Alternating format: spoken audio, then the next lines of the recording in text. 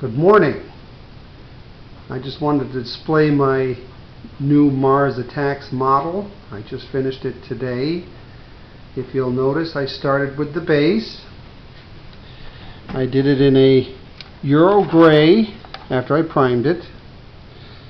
And again, that was pretty straightforward. Euro gray, then I dry brushed it with a little airplane or aircraft gray, and this was all from Model Masters paint, all acrylic. I did the lamp post in a flat black and then spray painted it with a Model Masters light green. I did a little heavier on the top, a little lighter on the bottom to give it some contrast. I did the dead guy, two different flesh tones, one in the hand where it's a little bit lighter. If you notice, if you've ever seen a dead body, they always seem to be lighter in the hands than in the face. Again, straightforward.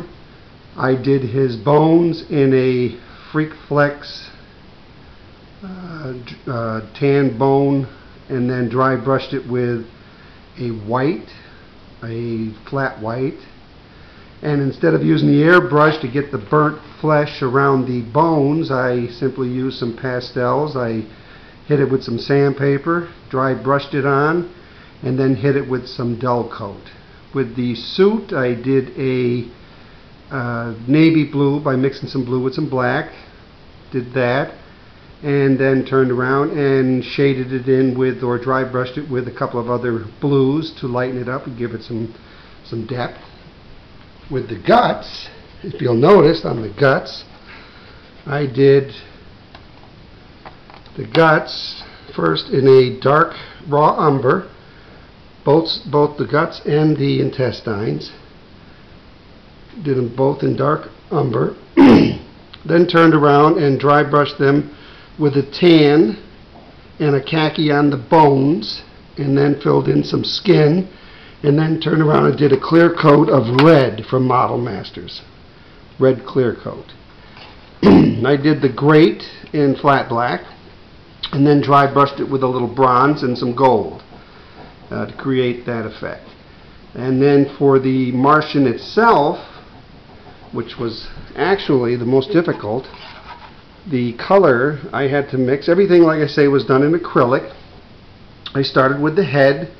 I did the head with a slightly darker flesh tone that I mixed myself, and then I dry brushed the green on the face, a couple of different colors of green, and turned around and washed that with some darker browns mixed with some darker greens. And then instead of doing the highlights with the dry brush, I did that with a wash, and I did that with lighter shades of green. And then I turned around and did the eyes with an ivory. Now if you look at the red in the eyes, let's see if I can get a close-up of that. This camera's not that good.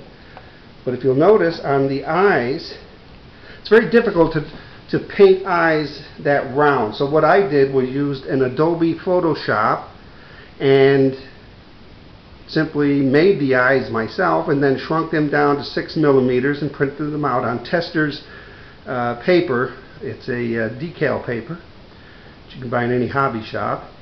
And again, you do them just like any other decal. I recommend that you put a dull coat over the decals before you do it and let it dry. And then when you're ready to put the eyes on, I did them in ivory, and then turn around and cut the eyes out, soak them in the water, and while they're very wet, just manipulate them onto the eyeballs itself, and then you can kind of manipulate them to whichever direction you want him to look. As you notice, he's looking slightly towards his left, which gives it a nice little contrast. I painted his ears, or his headphones, in a metallic blue from Model Masters.